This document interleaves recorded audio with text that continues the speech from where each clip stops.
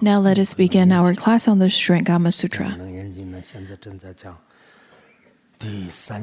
Currently, we are studying the third volume, and we're studying the 7 great elements, which include the earth, water, fire, wind, space, seeing, and today we're going to cover the 7th, which is the consciousness.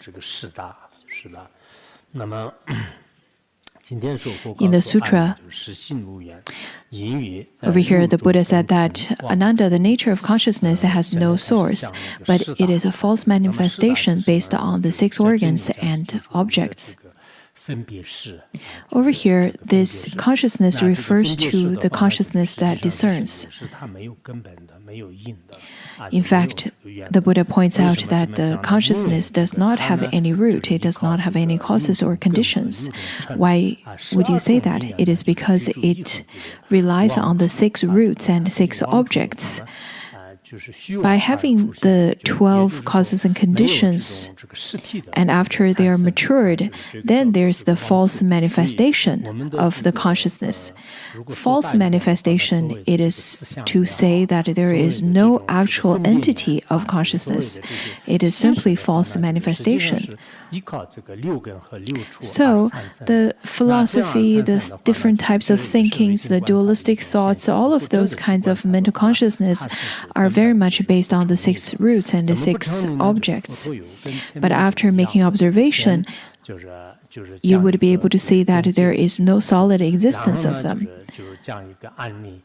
Just as how the Buddha made the analysis of the previous 6 elements, he first stated with the conclusion, and then he would give an example, and then he would further make analysis, and then he would make a final conclusion and a summary.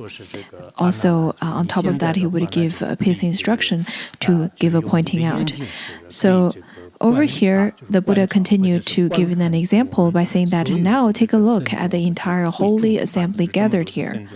We have such a large assembly of great Sangha over here. Use your own eyes and take a look at the entire holy assembly gathered here. As you glance at each one in turn, every one you see is like what is seen in a mirror.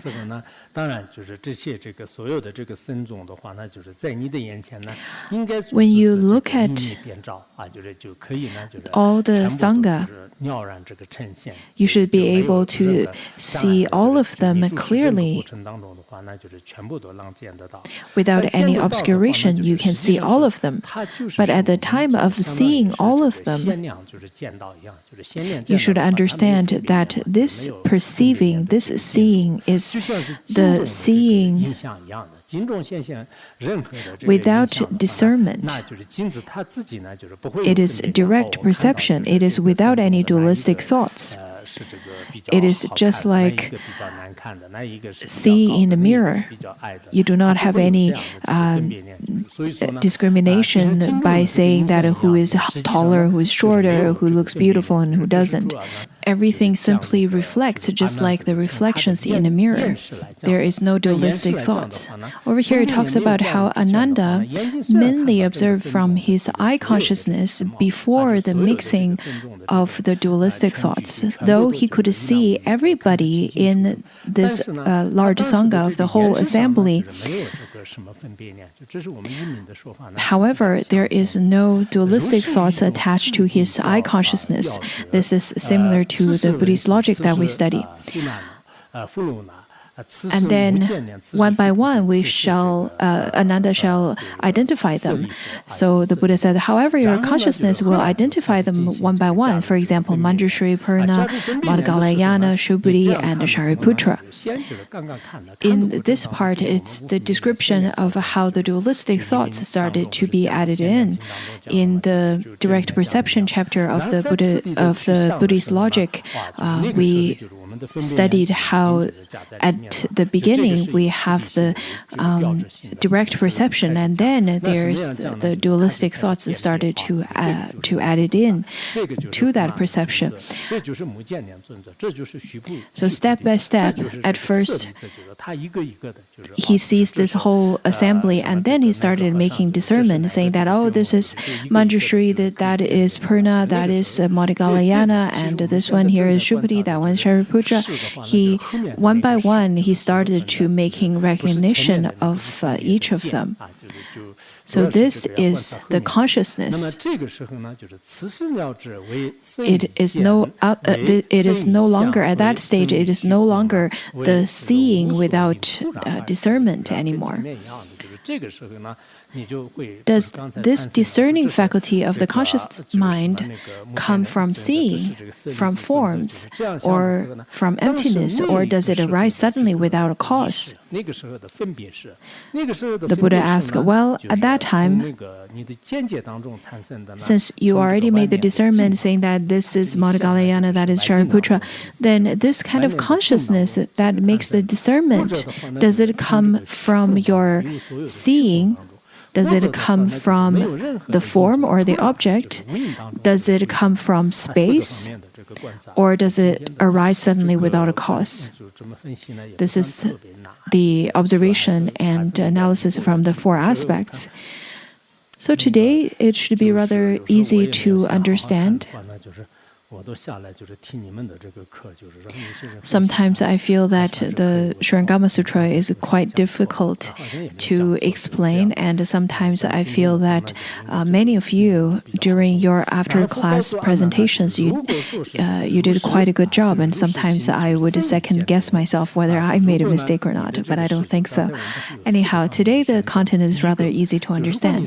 The Buddha then continued to tell Ananda, saying that, Ananda, suppose your consciousness came from seeing. If there were no brightness, darkness, form, and emptiness,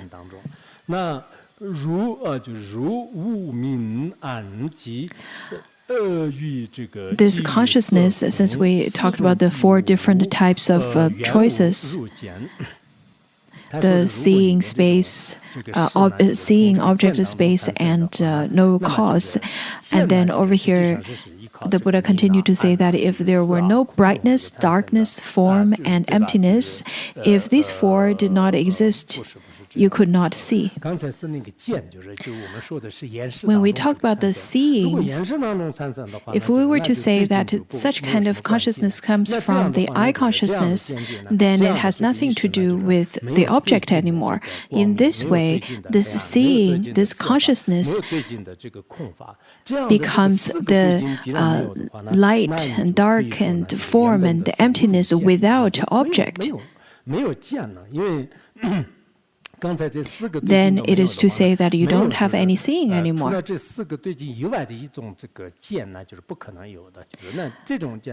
There is no possibility for you to have any seeing other than the four previously stated objects. The Buddha then continued to say that with seeing non-existent, what would be the origin of your consciousness? Well, if you're saying that there is no if there's no seeing, since you said that the consciousness comes from seeing, but now seeing cannot be validated, then where does your consciousness come from? There is no way for your consciousness to be valid either. This is the first observation. The second observation, if your consciousness arose from form rather than from seeing. The second observation is to make the observation whether your consciousness comes from your seeing or from the form or your object. According to Master Zixuan's commentary, he pointed out that the first observation is to refute on the consciousness arose from root, and then the second is to refute on the consciousness arose from object or arose from form. So the first one is to refute root, and this one is to refute the object.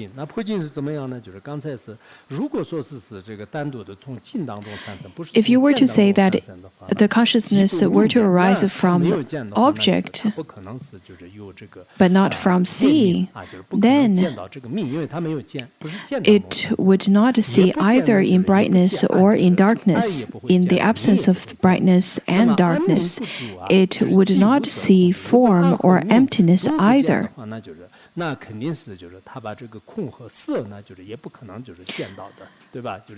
If you cannot see brightness or darkness, the absence of both, and for sure you will not be able to see form or emptiness. Over here, the Buddha points out that if you were to say consciousness is produced from object, then it has nothing to do with seeing. If it has nothing to do with seeing, then you would not be able to see brightness, darkness, form or emptiness, or the brightness, darkness, penetration or obscuration. In this way, in the absence of form, where would your consciousness come from? If there is no brightness, no darkness, no form, and no emptiness, if there's no characteristics of those at all, then how could your consciousness come from those non-form?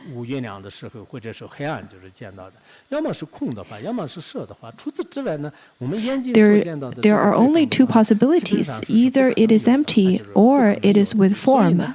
Other than those, there is no third possibility. If you say that there is no form and no emptiness, if there is no brightness, no darkness, can you tell me where your consciousness comes from? This is a Sutrayana analysis, but I'm sure for those of you who are with sharp capacity, then you would be able to make the observation of where the mind comes from. Usually we don't make analysis and we don't make the observation of consciousness. It's rather quite abstract and difficult to be observant of that. However, our mind is quite clear at all times. It is very luminous. At times it could have greed, sometimes it could have happiness, sometimes it could have anger. But we mistakenly take all of those as being our mind. If we were to make observation, your mind, this seeing based on the eye, ear, nose, tongue, and body, is it a production of the root consciousness, or is it a production of the object, or is it a production of emptiness, or is it a production of no causes? After making such observation, you would not be able to come to any definitive answers. Though that we feel that the mind is very vivid at all times. Sometimes we feel suffering, sometimes we feel anger, sometimes we feel extremely happy, sometimes drowsy. But when you ask, where does this mind come from? Then you would be able to, through the analysis and reasoning, you would be able to see that it is really no other than the children of a barren woman, and no other than the hair of the tortoise and horn of the rabbit. So we finally understand that the sentient beings in fact grasp onto this thing that is not existent at the beginning and grasp it and hold on to it being our own mind. It is not existent from the beginning. Now let's look at the third one. If it came from emptiness, it is neither an appearance nor the seeing. Since it does not see, it is unable by itself to discern brightness, darkness, form, or emptiness. So over here, if you were to say that it is not a production from seeing, it is not a production of the object, then you're saying that it came from emptiness. It is neither an appearance nor seeing. In such a way, you would not be able to discern anymore. So how can you discern brightness, darkness, form, and emptiness? If you were to say that it is a production of emptiness, that would be very difficult to validate it. Since it is not an appearance, it is in itself devoid of external conditions. Therefore, there is no place for seeing, hearing, awareness, and knowing to be established. When you say that there is no characteristics of the object to be seen, then the causes and conditions of seeing has already ceased. Since there is no characteristics to be seen, there is no seeing, then how could there be the causes and conditions which produce it? If there is no, if it is devoid of such causes and conditions, then the seeing, hearing, awareness, and knowing cannot be established. Since its location is devoid of these two, the consciousness that arises from emptiness would be the same as non-existent. Even if it did exist, it would not be the same as a thing. Even if your consciousness came forth from it, how would it discern anything? Over here, since the location is devoid of these two, this two refers to seeing and the object. If the seeing and an object cannot be established, which means that it is empty. If it is empty, it is equivalent to say that it is no other than the hair of tortoise and the horn of a rabbit. It is not existent.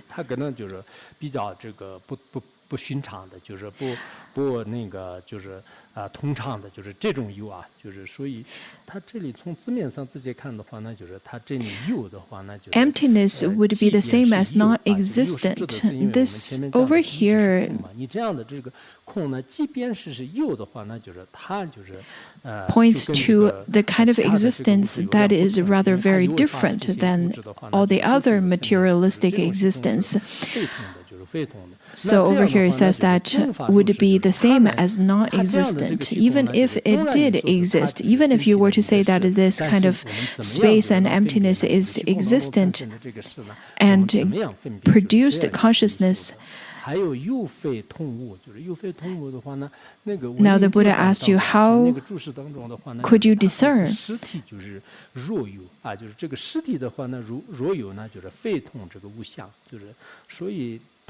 In a commentary, it talks about if the body of the consciousness is existent, it is not the same as the other materials. In some commentaries, I noticed that they've explained the existence as consciousness. I'm not quite sure why.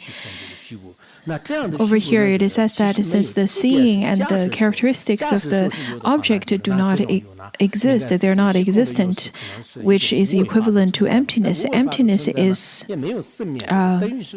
over here, emptiness is not existent. But even if you were to say that, even if you were to say that emptiness is a type of existence that does not have production and cessation, it is really to say that it is the same as non-existent. From this thing that is not existent, how could you discern there is a production of it? Other people would not be able to establish it either. This is the explanation from the third aspect of refuting the consciousness's production from emptiness. Now, the fourth one is without a cause. If it suddenly comes forth without a cause, why can't you discern the moonlight within the sunlight? Now, this particular argument is more laughable than the previous ones. To give you an example is that if I were to look at this pillar, it is because I can rely on this pillar as an object, my eye consciousness can then perceive this pillar. When I look at the moon, because there is the moon, I can grasp onto it with my eye consciousness. That is how I can see it.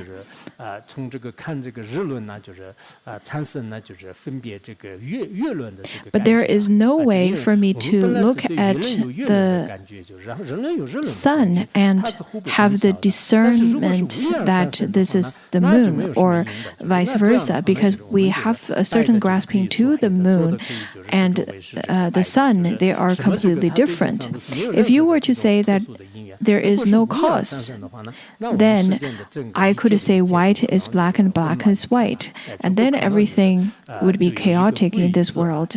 There is no longer any rules in this world. So people in this world whom study conventional truth would definitely not agree to that. The Buddha continued to say that you should investigate this even more carefully, discriminate it in detail, and look into it. The Buddha said that, well, you should then delve into it with the greater detail, to look at it more carefully and contemplate it more profoundly, and to explore it further. To look at what is or how is consciousness produced. I think Surangama Sutra gives the teaching by such a logical analysis. I think the Western logicians would be really delighted to study this. I'm not saying it because I am a Buddhist or because I revere the Buddha or Manjushri, or to say that you have to believe it because it is stated by the Buddha or Manjushri. It is rather when we simply look at the analysis of the Buddha, each of the questions and each of those logical analyses are completely compatible with our current worldly logical analysis. It is not to say because you are Buddhist, therefore you should study the Surangama Sutra. In fact, everyone could study it. And then you can ask them, well, you can ask those people without any belief. And you can ask them, where does your consciousness come from? Where does your dualistic thought come from? Where does your five root consciousness come from? Does it come from space? Does it come from, is it a production, the result of a production without any causes, or is it a production from the object? And then you can follow these kinds of logical analysis and give them explanations. So the Buddha continued to say that the seeing belongs to your eyes. The appearances, all of those objects, whatever you see, let it be the assembly of great Sangha, Manjushri, and whomsoever is staying in there, all the appearances are considered to be the environment that is existent. What has an appearance is existent. What is without any appearance is not existent. That is the rule of the conventional world, isn't it? So then, what are the conditions that cause the consciousness to come into being? When we make the observation with our wisdom, how can you then agree that consciousness is a production of something? Now let's continue to look at the explanation of how it is not a production of anything. Over here, the Buddha says that the consciousness moves and the seeing is quiet. The consciousness moves. It is of constant movement. You may know that through your meditation. Sometimes it goes here, sometimes it goes there. It is of movement. And then the seeing is quiet. In the Tibetan translation, it says that it is without movement. It is stable. Previously, we've already learned that the seeing is just like the reflection of mirror. It is simply manifestation in front of the root consciousness. According to Buddhist logic, it says that such kind of seeing is momentary. It doesn't have any time to make any movement. It simply is just a manifestation. There is really no moving or not moving. So it says that it is without movement, or the seeing is quiet. They do not mix and unite. How could you mix and unite something that is moving, something that is not moving? And then smelling, hearing, awareness, and knowing are the same way. Those four direct perceptions are exactly the same. They cannot be mixed and united either. Nor should it be that the conditions of the consciousness exist spontaneously without an origin. It is not a production. It is not existent because of spontaneity. If this conscious mind does not come from anywhere, you should know that the same is true of the mind, which makes distinctions, and the seeing, hearing, awareness, and knowing, which are all complete and tranquil.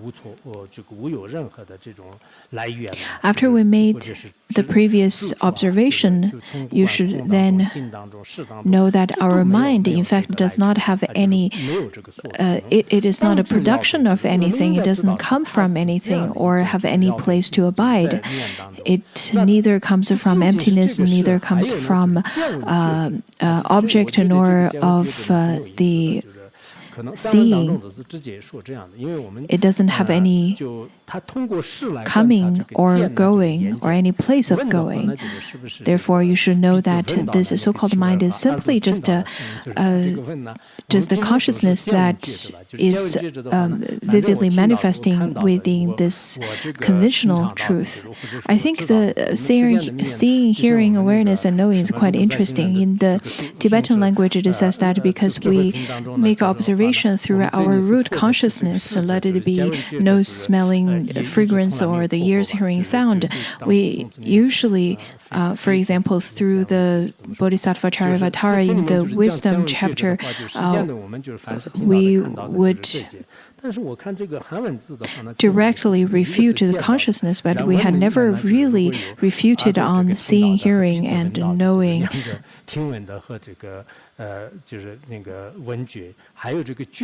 So I think the Chinese language is quite interesting in terms of the seeing and hearing that is related to the eyes and ears, and then smelling to the nose. And then the Chinese character for smelling and hearing has one common character that could be used either way. The Tibetan translation didn't really translate the smelling part. The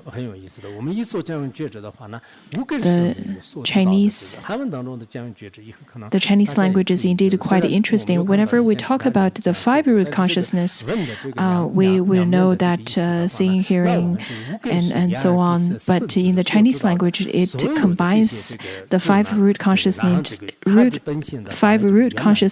into four letters that could, where we could interpret the one particular character into both smelling and hearing.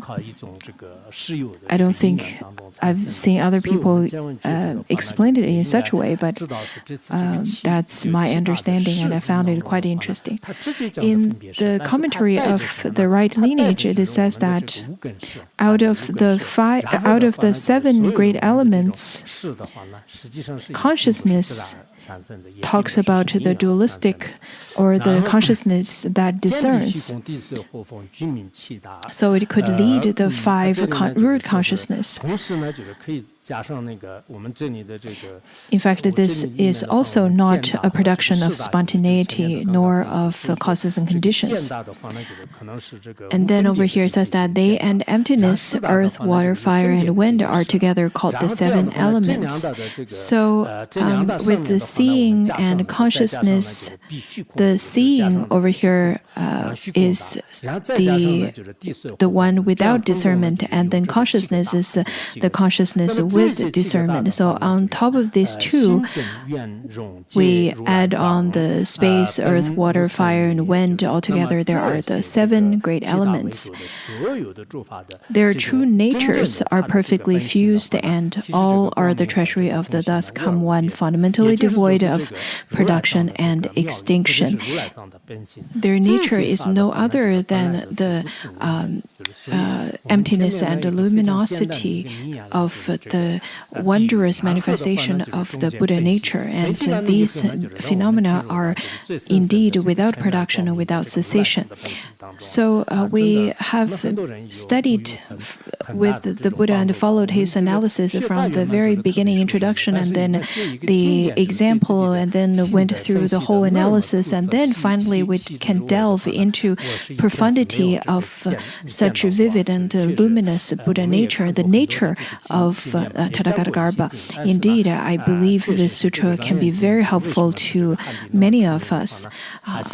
It's wonderful of us to have the opportunity to study Mahayana, but sometimes whenever we study a sutra where it talks about the analysis of the mind, and it talks about such a thorough analysis on the investigation of the mind, I had never seen such sutras before the Surangama Sutra. I know that many of the Khenpos, the Tibetan Khenpos, had never heard of the Surangama Sutra, though that they're quite well read. But I'm not sure if they'll ever be able to read the Surangama Sutra. I hope that they're not too arrogant to read the Surangama Sutra because they think that they have the Mahayana or so and so and Kalachakra and so on. Because the Surangama Sutra is very different than the other sutras that Buddha taught, such as the sutra given to the Matangi woman or other sutras like such. If you have the opportunity to study it, I think that would be wonderful. Whatever language you speak or whatever countries you come from, if you have the opportunity to study it, you would definitely be able to develop such kind of supreme wisdom of the Tathagata and develop a firm faith into the teachings of the Buddha. And then the Buddha continued to tell Ananda, saying that Ananda, your mind is so coarse and shallow. After I've given you so much teaching, you're so coarse and you're still so careless and you still don't understand the nature of Buddha, the nature of your own mind, the very nature of Tathagata, which is no other than our seeing, hearing, knowing. The Shravaka practitioners at the time of receiving the emptiness teachings from the Mahayana point of view, it seems that there are definitely some differences in terms of the capacity of them receiving it, though that they're very good at receiving teachings such as Abhidharma, and they can be very detailed when it comes to those kinds of teachings. But when it comes to the emptiness teachings, it seems that there is definitely some kind of difference in the capacity of them receiving it. At this point, Ananda got scolded by the Buddha again, saying that he's rather still coarse and shallow. At this point, Ananda is probably not sure if Ananda is still quite upset from being scolded. Sometimes I think we need to learn how to adjust our mindset. And today, at the beginning of the class, I didn't feel ready to give teachings because I was quite upset. Therefore, I addressed a few things and made some announcements and then started giving teachings. So I thought it would be quite crucial for me to address a few other things before giving the actual Dharma teaching. Otherwise, it may not be a very good or successful Dharma teaching. Over here, the Buddha, since he just scolded Ananda, he said that Ananda, you should contemplate these 6 locations of consciousness. Are they the same or different? Are they empty or existent? Are they neither the same nor different? Are they neither empty nor existent? Over here, there are the 8 different questions that the Buddha posed to Ananda. Master Oyi, in his commentary, he explained in such a way, he said that you should make the observation, is your consciousness the same? For example, what do you see through your eyes? What do you hear through your ears? Are they the same? If it is the same, then at the time of looking through your eyes, why can't I hear? If the seeing and consciousness is the same, then I should be able to see at the same time, hear it as well. So the Buddha over here posed those questions so that he would come to the conclusion that they are not truly existent. And then in terms of different, it is when you're listening to the Dharma teaching, your mind sometimes would generate doubts and questions. After finish listening to the Dharma teaching, you would have different questions to ask. If they're completely different, then they're just like the mountains at the east and the mountain at the west. One is listening to the Dharma, and then the other, your mind consciousness would be able to generate the questions. This is the second question. Then, are they empty or existent? So are they empty? If each of the consciousness are so vividly appearing, which is completely different than emptiness, then how could you say that they are empty? If you were to say that they're existent, then you can search for it. Can you find it in any of the 4 directions? You won't be able to find it. You can't find the eyes, ears, nose, body, and tongue either. So the so-called nature, so-called self-existent nature can't be found from the 6 entrances at all. The next one is, are they neither the same nor different? If they're not the same, for example, if I am listening to the Dharma teaching and then eat the candy, or listening to the music and looking at the garden, why is it that I know why is it that I would be able to know all of these are happening? And then the next one is not different.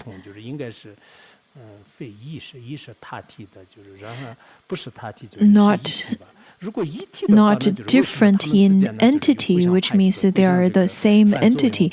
If it is the same entity, then why would they take their different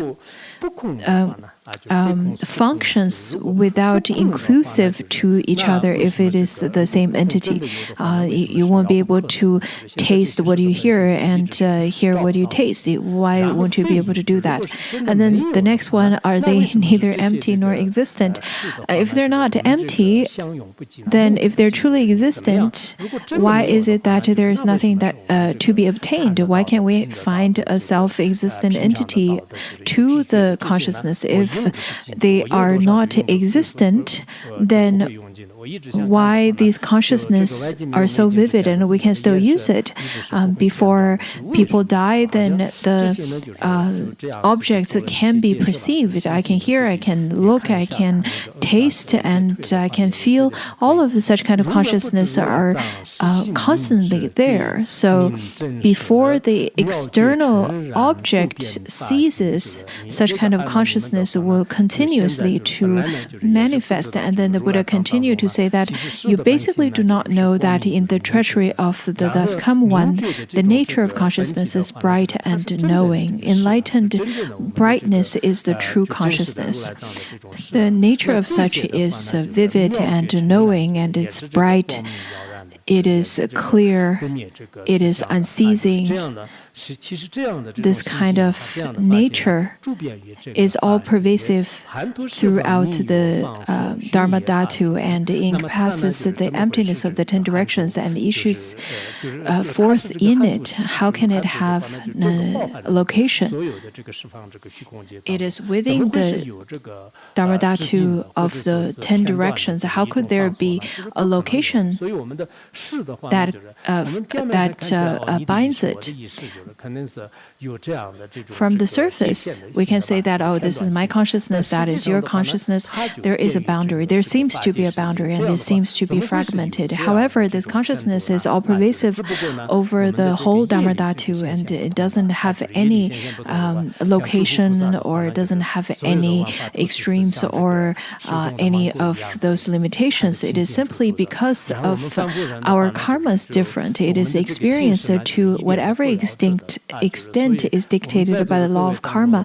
Ignorant of this fact, people in the world are so deluded as to assign its origin to causes and conditions or to spontaneity.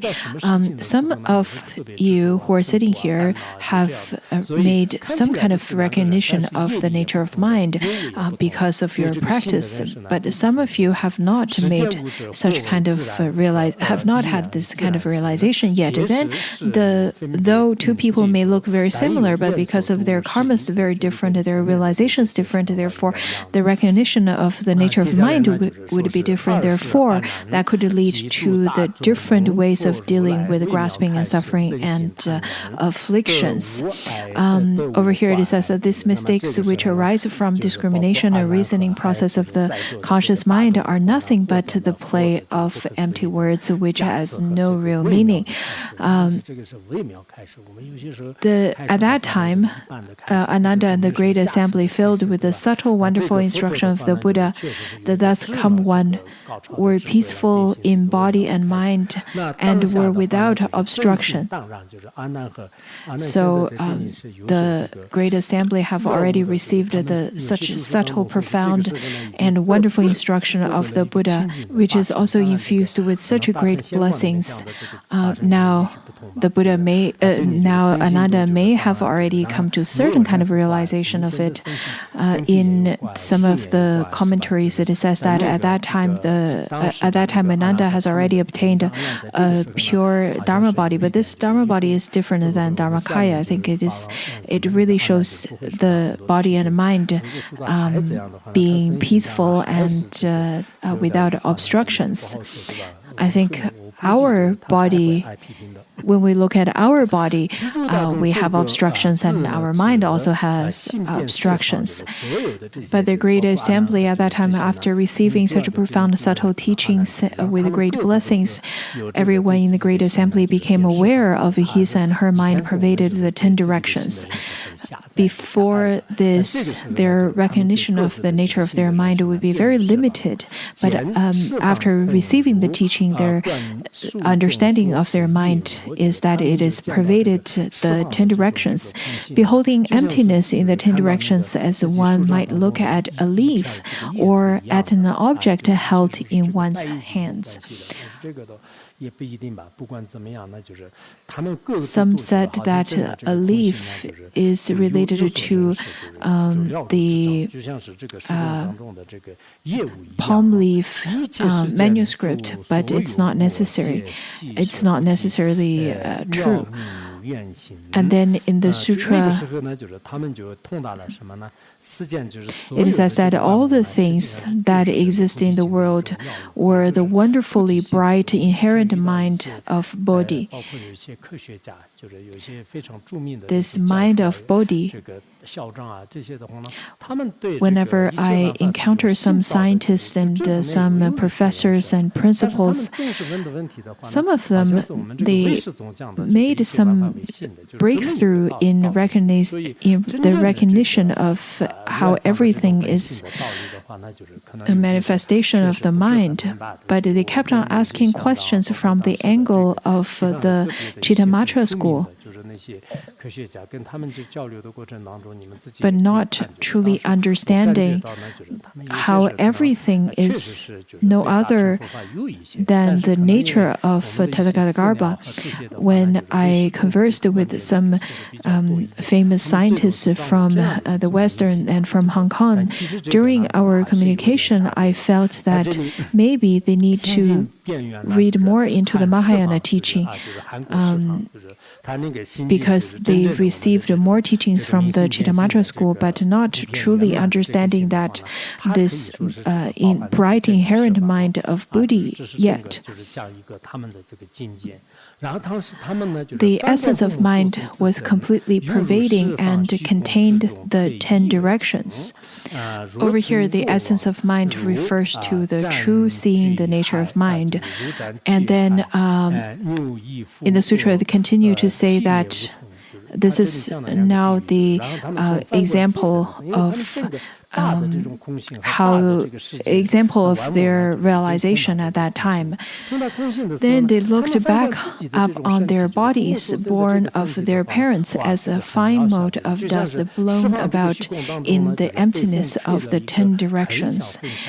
When they look back at their own body, they realize that this body is indeed quite menial, just like a small mote. Yesterday we talked about the different sizes and different names of small motes and particles in the wish-fulfilling treasury, where it talks about the ultimately smallest particles, and then the iron particles, and then the yak fur-sized particles, and so on and so forth. Some people understand it really well, and some people not much. It seems that people, though, looks very similar, but the understanding and thinkings are completely different. Anyhow, over here it says that the group of assembly at the time of looking back at their body, they felt that it is just like a fine mote of dust blown about in the emptiness of the 10 directions, and sometimes visible, sometimes not, as a single bubble floating on a clear, vast sea. Sometimes it seems very small, sometimes it seems to be like a bubble from nowhere and disappearing into oblivion.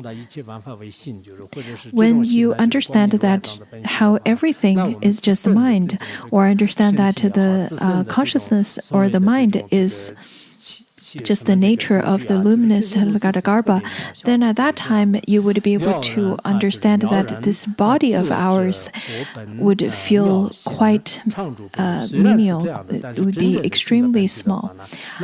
They comprehended and knew for themselves and obtained their fundamental wonderful mind, which is everlasting and cannot be extinguished. This is the true mind, the true nature of the mind. After knowing it, after truly, with great clarity, knowing that this is the mind that is without or cannot be extinguished, it has never parted from Garbha. It is not something that you would be able to gain at that time. The great assembly, including Ananda, bowed to the Buddha and placed their palms together, having obtained what they had never had before.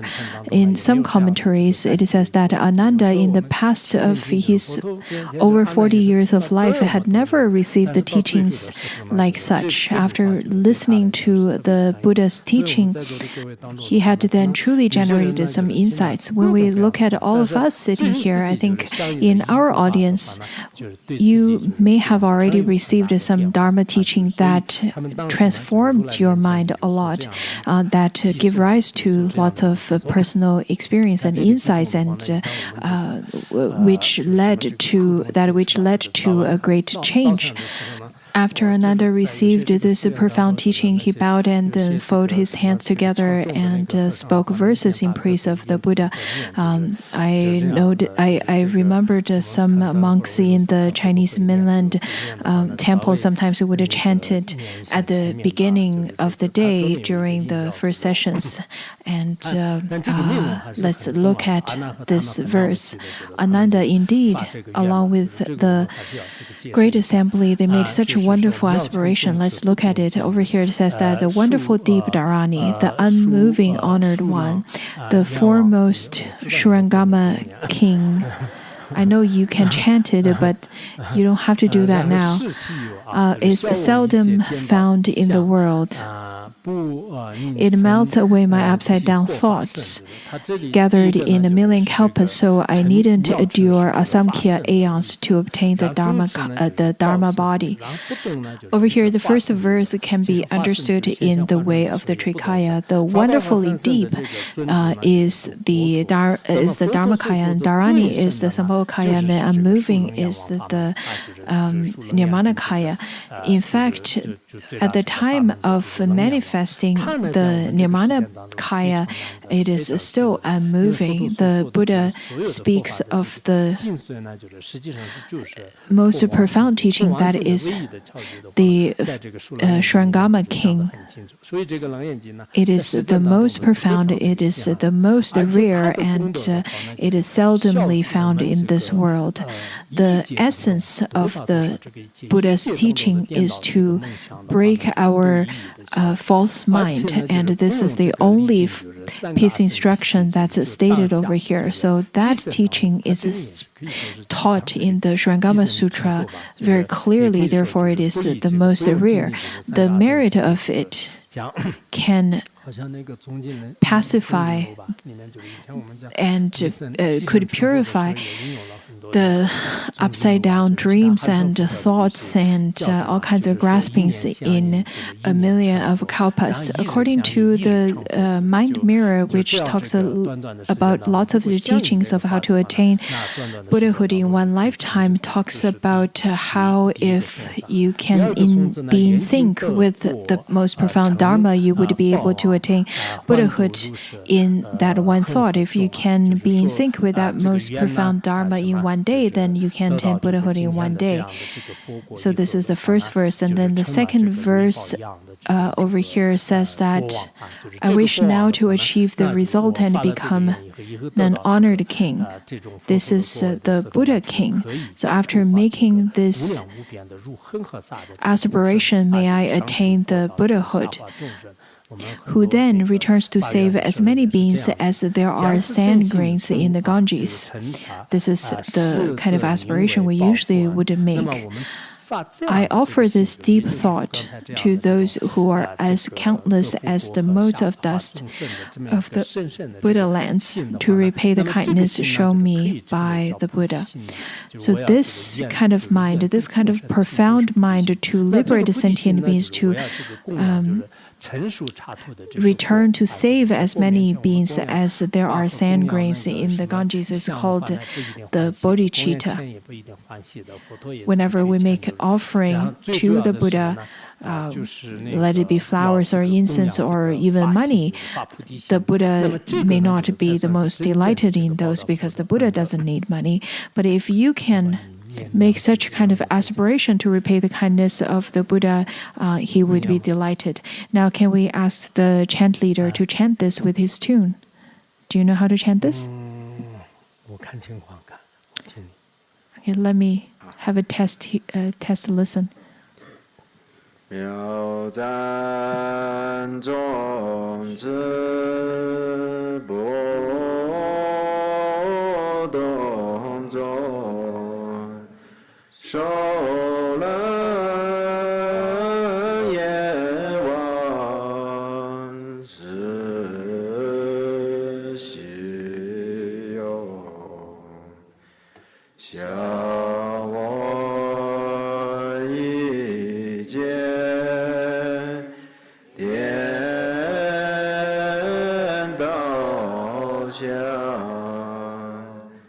不离生机，或发生，愿尽的光成。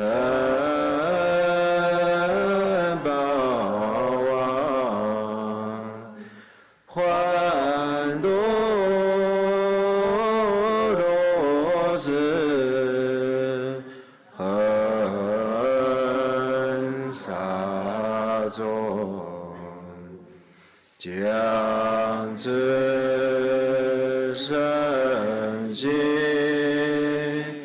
风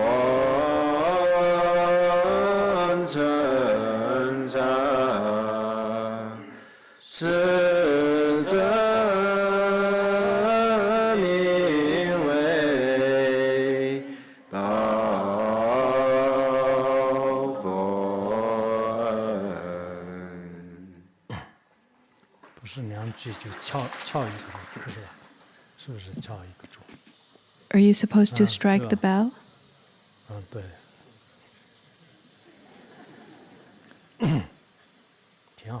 Well done. And then another continued to say that in obeisance, I asked the world honored one to certify my vow to first enter the 5 turbid evil realms. If there is even one being who hasn't become a Buddha, at death I will not reach for nirvana. So he's asking the Buddha to be his witness.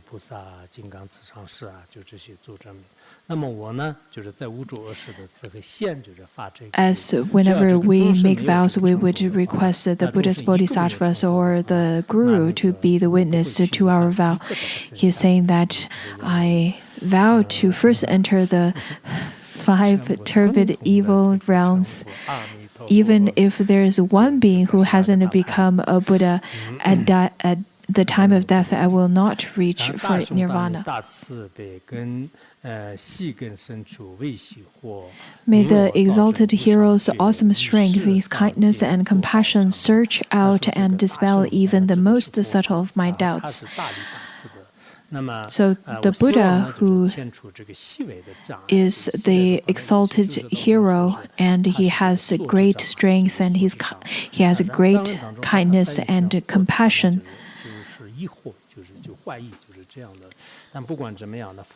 Search out and dispel even the most subtle of my doubts. Since the Buddha had already eradicated all of the most subtle obscurations of knowledge and obscurations of afflictions, therefore may I also attain such fruition of Buddhahood. Over here it says that causing me to quickly attain the supreme enlightenment and sit in the Bodhimanda of the worlds of the 10 directions. The Bodhimanda is the Dharma. It's a translation of the Dharma center, and to give the Dharma teachings, making the offering of the Dharma, so that others would be joyful to receive the Dharma. Also, may I benefit the sentient beings as limitless as space with the gift of Dharma. Should even the shunyata nature entirely melt away, this Vajra mind will never waver. This shunyata is emptiness.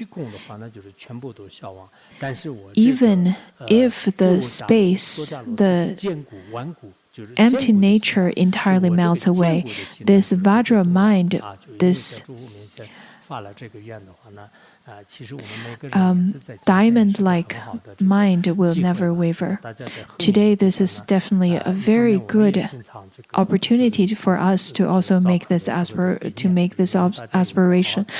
On one hand, I think we should try to make this aspiration as much as possible. Maybe put it into your daily chants, and you can memorize it and make this aspiration very often, because such kind of aspirations and chants that's composed by the great masters of the past, they're indeed very profound and really deep. Let it be the great teachings and great verses that's left by the Tibetan masters, the Chinese masters. For us, what would be the most beneficial is to memorize it and to practice it. Today, we don't have that much time to chant it for many times or to chant it all over again, but this is a great aspiration to make. Look at Venerable Ananda. His realization at that time is indeed very different than 40 years ago. So whenever we listen to his aspiration, I'm sure we will also have new insight because of that. Also, if we were to practice it more and more, I'm sure there would be changes that's happening in your mind. Whenever you have time, you should contemplate upon it, and then you can talk to each other about that, to converse about it. So let's stop here today.